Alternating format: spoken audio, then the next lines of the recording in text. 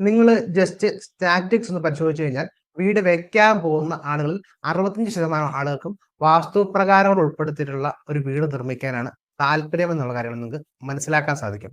അതിനകത്ത് ഏറ്റവും വലിയൊരു പ്രശ്നം എന്താ വെച്ചാൽ 50% ആളുകൾക്കും ഇതുവരെ കൃത്യമായിട്ട് എങ്ങനെയാണ് വാസ്തുകൾ ഉൾപ്പെടെ ഒരു ഫ്ലോർ പ്ലാൻ ക്രമീകരിക്കാനായിട്ട് കൃത്യമായിട്ട് അറിയത്തില്ല എന്നുള്ളതാണ്. ചിലപ്പോൾ നിങ്ങളെപ്പോലെ കൃത്യമായിട്ട് ടാലന്റ് ആയിട്ട് ഫ്ലോർ പ്ലാൻ ക്രമീകരിക്കാനുള്ള ആള്, പക്ഷെ വാസ്തുവിന്റെ ഈ ഒരു പ്രശ്നമുള്ളതുകൊണ്ട് അതൊരു ഗ്യാപ്പ് ആയിട്ടിരിക്കും.